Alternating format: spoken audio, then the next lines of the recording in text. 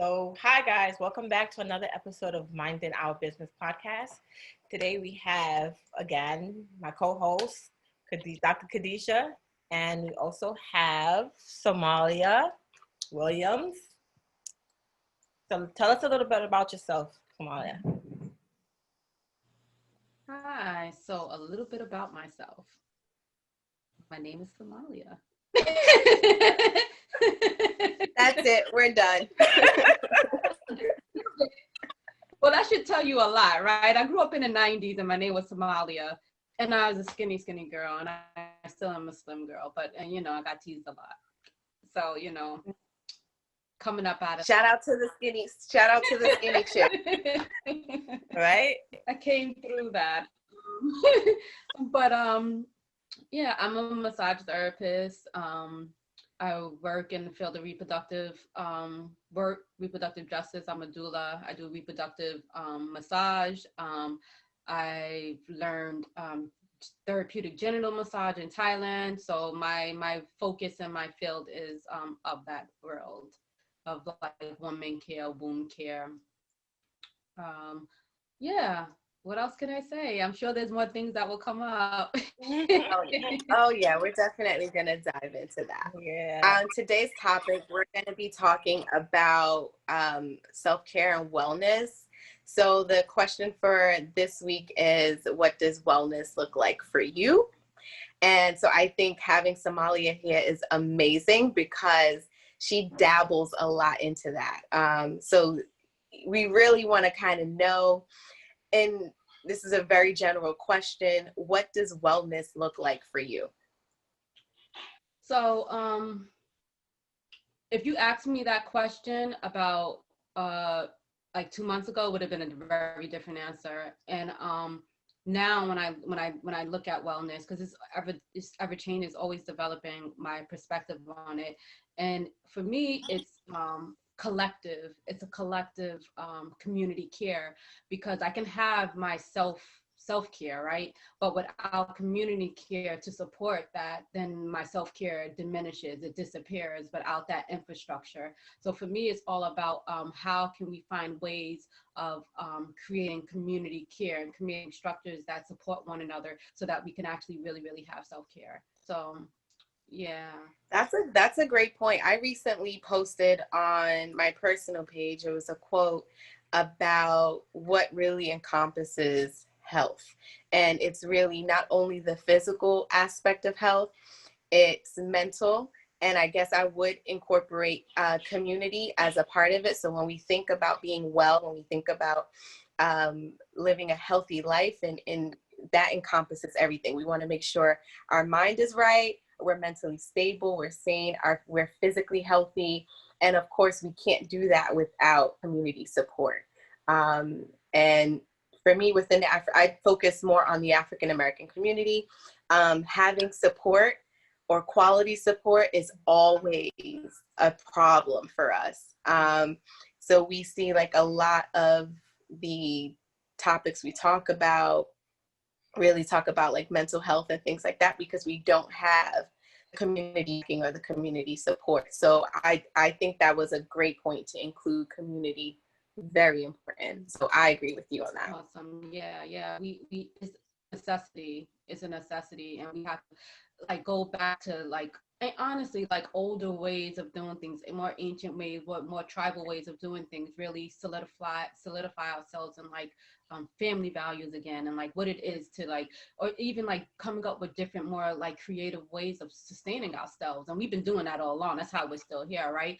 But make different like economic systems, like bartering. Like I'm a big on bartering. Like if I didn't have like if I wasn't able to like barter with my colleagues, my like sense of well-being wouldn't be where it's at right now. I know that I can go get a massage if I need to. I know I could go get acupuncture because I can barter that service. I know I could go get herbs if something's off within me because I'm able to barter my services. So I think more of us need to kind of get into that mindset, or try to find like more other ways of like sharing our skills with one another so that we can remain rich. So I know you said you had a different view on it before. What was your view on wellness before? It was a lot of like independent self-care. It was the idea of like self-mastery, right? It was the idea of like meditating, coming into self. But I realized like that's not, I'm able to do that on my journey because of what I have. I'm able to do that and search out my inner self because I have because me and my kid's father are partners right now, co-parents, because we're good with one another, because I have my mother, because I have his mom, because I have siblings, I have a strong team around me. I have sisters, like my familia, like that are there and they're supporting. And I can be like, at any point I can lean on them for support. And so it shift from like that. I'm like, it's self, wellness is about like self-mastery and like get into yourself to like, no, you can't do that without the support around you. And like what you mentioned as well, like having the mental, emotional, spiritual well-being, like there's like the 8 dimensions of wellness, right? So we have physical, emotional, financial, environmental, occupational, what else do we have? Social. And so like wellness is the intersections of all of those things, is where they intersect and how they overlap, how they interplay with one another. And it's funny, me and my homegirl was having a conversation the other day. Her name is Morgan, and Morgan, I dropped your name. Hello. Hey, Morgan. Yeah, I just dropped your name. But she was like, sis, is there she works for Planned Parenthood. She's like, is there a sexual wellness in the 8 dimensions of wellness? I was like, no. It should be. So we need to work on redefining it and adding that in and having it as another aspect of wellness. So I don't know what routes we could go about doing that, but I'm definitely down for like getting that in the Venn diagram, because like that's crazy that it's not even considered. Whoa. Yeah.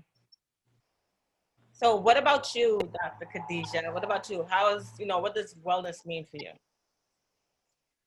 Yeah, so like as I previously mentioned, for me, it is a little bit of the incorporating your mental sanity or your mental stability, your physical well-being, and in addition to what Somaliah mentioned, having that community support.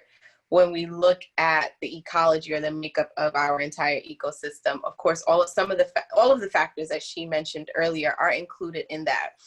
So we look at society, we look at community levels, we look at, the population, we look at everything that environmental, everything that pretty much impacts us on a day-to-day basis, impacts our mental, impacts us physically.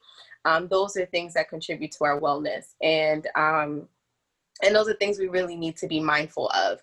To kind of sidetrack a little bit, I think with everything we've experienced thus far in 2020 with the pandemic, with Black Lives Matter and all that great stuff, that takes a toll on our wellness and our well-being. It's physically taxing, it's draining. And so taking time to be alone, to have your self-care Sunday or whatever day you decide to do your self-care is very, very important, because we don't realize how much the external factors play a major role in our well-being. And so it's important, I urge everyone to set aside an hour, 2 hours, 5 hours, one day, just to focus on you, and to get that alone time. Mentally, just being well mentally. Like mentally, it's like I feel like once I'm good mentally, then everything else will just really fall in place. That's how I feel. So what do you do to be like mentally well? Like what actions do you take? Like I started meditating a lot, listen to a lot of motivational like audio tapes and stuff like that. Just do a lot of things that makes me happy. I'm trying to get back into like the exercise and the working out and stuff like that. Just for just to get my body moving and stuff. But it's just more mental for me. It's like if I listen to something like music, anything that just makes my mind happy, then I just feel good all over. That's with me. It's like it doesn't have to necessarily. It's not anything in particular. It's just as long as I'm happy, then mentally I'm good. Somalia, does your work include teaching like deep breathing and meditation exercises? So yeah, like that, it doesn't actually require it, but it's something that I practice the 6 healing sounds by Montauk Chia. So it's part of what I incorporate into like my classes when I was teaching. At the time that I was teaching, it's something that I bring into it because it's I think it's really important to tap in to your own breath and to how your body's feeling. I say that because, like, just from my experience living in New York City, things happen, trains get late, you're running late, then you're stuck on a train that's delayed, and then you have to go into a session, right? And so you're going into the session rushed already. Your client is there waiting for you, and then you have to be able to switch the energy really quick. You have to be able to come into your body, calm yourself down, be able to breathe, be able to feel yourself so that you don't bring that energy into your client because they can feel that. So if you're coming in rushed and crazy and like scattered, you're going to go massaging them scattered and like, why am I working so fast? Because I'm just running off the street. So just from my own personal experience, learning that, like, it's a tool that I encourage like my students to use for that alone, for many other things, but that, especially as a practitioner, it's about being mindful in your intentions and how you're working. Like, do no harm is really important. So Yeah, Somali, I have a question. Like, what made you decide to go into that field that you're in? You know, many people go into certain things because of like certain experiences. Like for me, you know, I'm also like an advocate for moms with kids with special needs, right? And because my kids have special needs. Like for you, what is that? What drove you to get into that field? So I was a doula. I became a doula in 2013, and I became a doula because my partner's cousin was supporting me in my labor experience, and I wanted to be able to help women through that experience as well, because I had a home birth, and she just held me down. It was amazing, and it went smoothly because of her support.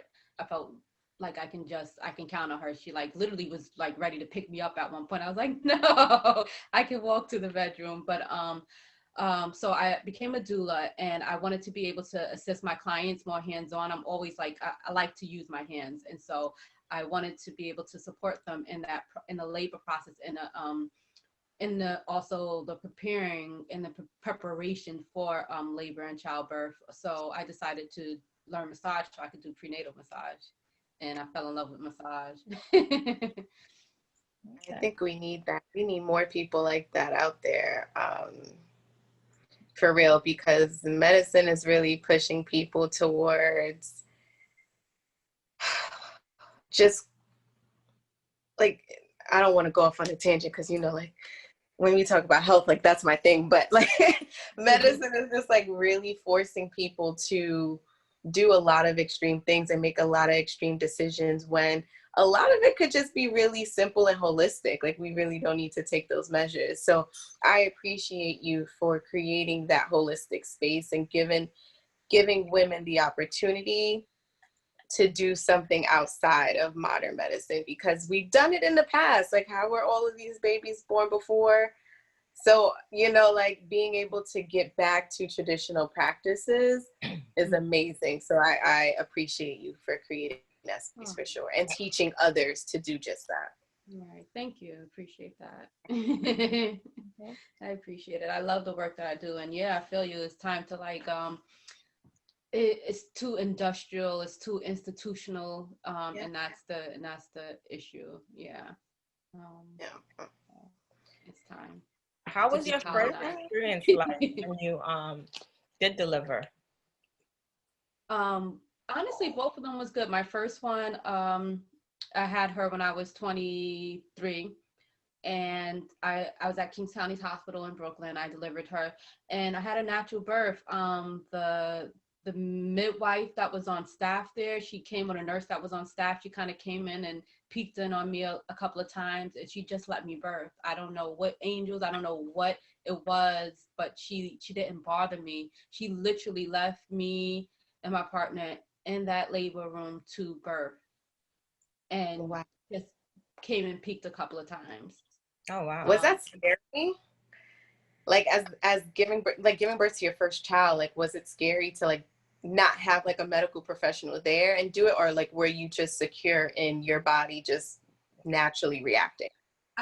Once I was there, I was good. I was afraid before I got pregnant. And I would say things like, I can't have a natural birth. Like, oh my gosh, like speaking to other women, like, how'd you do that? Or no way, you know. And as I went along, I learned a little bit more, and I learned so much more later on. But once I was there, I was good. I was just like, no, I wanna do this. I wanted a natural birth at that point, and I was like, I want to do this. And I had my sister came in, my mom came in. I was good. And I delivered the baby, and then I was like, I could do that again. And they were all looking at me like I was crazy, but it was like I was off that endorphin high. It was off that endorphin high. And once the pain is gone, it's gone. And I was like, whoa, that was intense. I can do that again. Okay, I can have another baby. I don't know. Wow. I still gotta give it to you because although I thought I couldn't do it. It's because I thought I couldn't do it. And then it was like, wow, I did that. You know what? I can do it again. And yeah, I'm sorry, Raj, you were saying? no, I'm listening because still, I mean, although I have kids, I haven't even experienced labor pains, honestly. I always wanted to have a natural birth, but you know, when I had my twins first, the baby A, you know, she was breech, so I had to schedule a C-section. And Right. and then for my second pregnancy, you know, they had to do another C-section. So I never really experienced the whole labor pain and all of that. Everything was just, you know, I was kind of out of it, and baby, here it goes. You know, that was it. So Right, I was wanted to yeah. feel, you know, I wanted the excitement of, oh, your water breaking, and oh my God, just rush, you know, we're gonna rush you to the hospital and stuff like that. So Right. to me, that it's really exciting. See, Somalia could have been there and done her little massage therapy, Turn that the baby right around. around.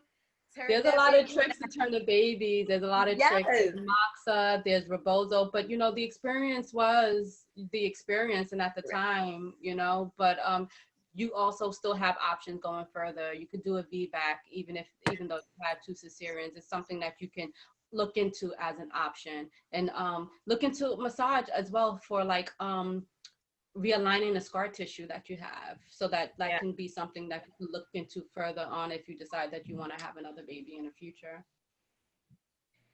So there's no time limit on realigning the scar tissue. I thought it was like, you know, like after a certain number of years, your skin is like set in its ways and you can't do anything about it. Okay. Yeah, okay. Well, that's good to know. It takes more time. And sometimes it takes like deeper work. But yeah, it's at any point, because we have also on the body, I don't want to turn into anatomy class now. We have fascia, connective tissue that becomes dense and hard, and all of that can be it doesn't disappear, but you could kind of realign it. Okay. And create more blood flow to the reproductive system. That's good to know. So like, what would be some tips that you would give, going back to the topic, like what are some tips you would give to someone to help them maintain like a healthy life or a well life, like maintain stability in their lives? Like what are some tips you could offer to somebody, maybe 3 tips that you could offer to someone to maintain like a healthy wellness space? Wow. 3 tips. 3 tips. That's actually hard. That actually is a hard one. I would say as much as possible, create boundaries, but be open to the flow of things. So create boundaries for yourself, and be open to the flow. Another one, let's see. Build your support system. Yeah, I think that's so important. Definitely, yeah, that's key. Support system, yeah, so true. Yeah, so I think I was never asked that question before, and I never even thought about that question in that way. Probably in different ways, but never like Mhm. that. Yeah. Yeah. Thank you. Yeah, we want to give some people tips.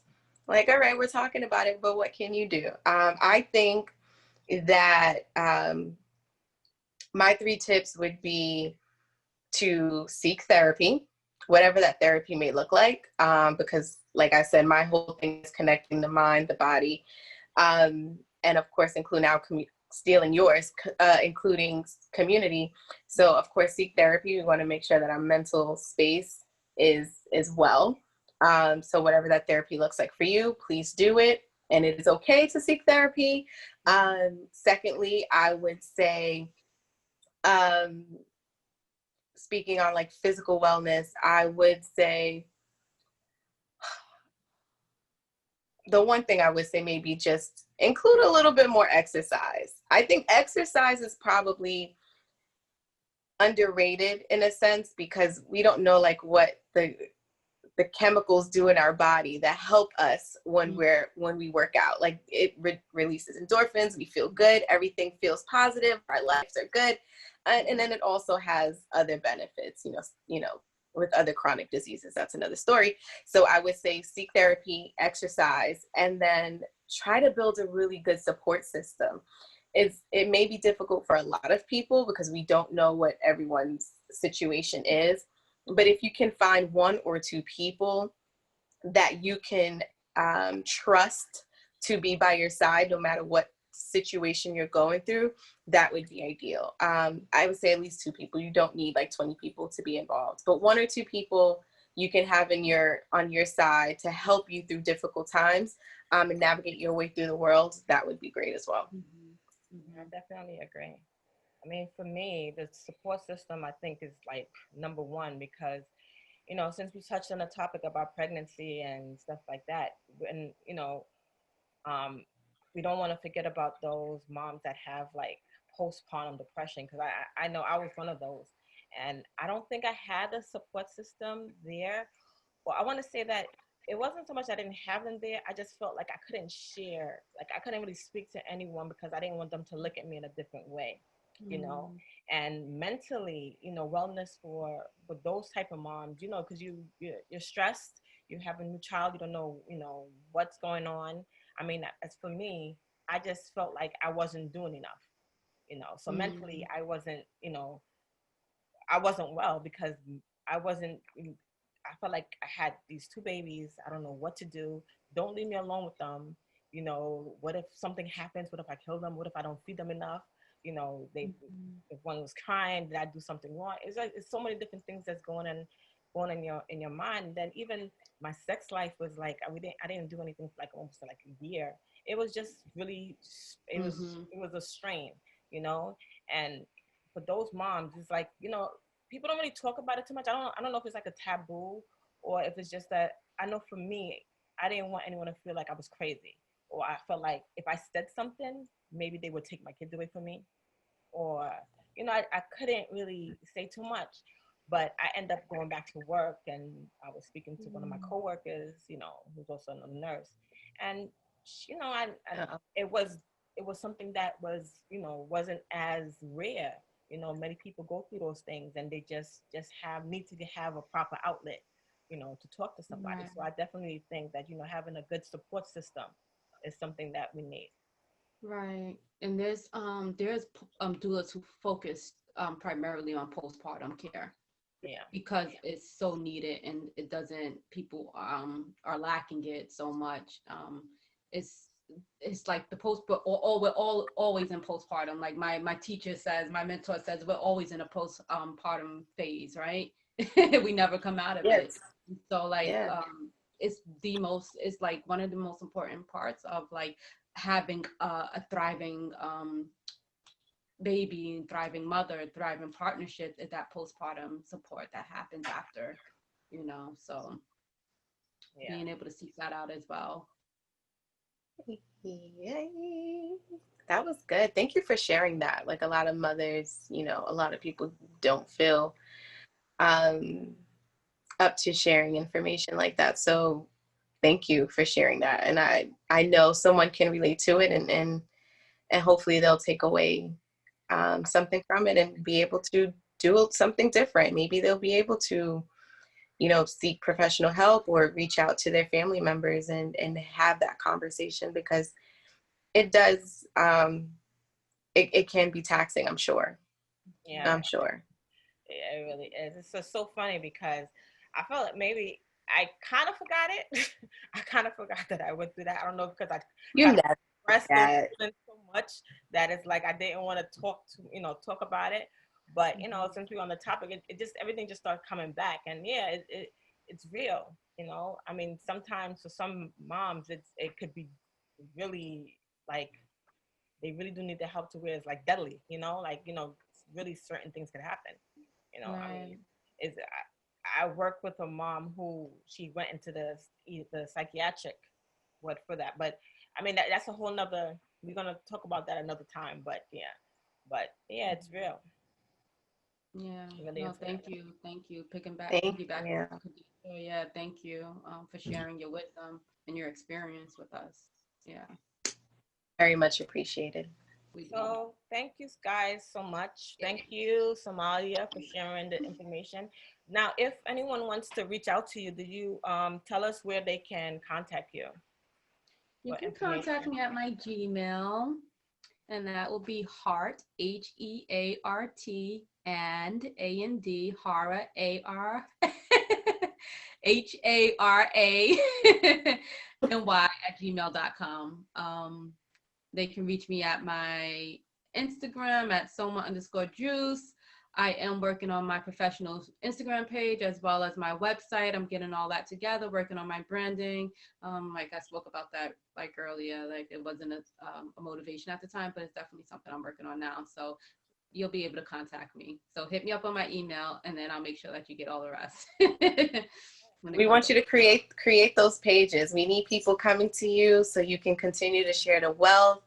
We need people going, doing something different. I think you definitely have the opportunity to provide something different for women, and we need it. We need it. Okay. I'm here for it. We need it. Thank you so much, Somalia. It was a pleasure talking with you. Thank you, guys. I loved it. Thank you so much. You need to come back on again and share some more of your wisdom. Awesome. Yeah, I would love to. That'd be Yay. dope. Yay. Thank We're wrapping you. up on another episode of Minding Our Business podcast. See you again next week. Bye. Bye.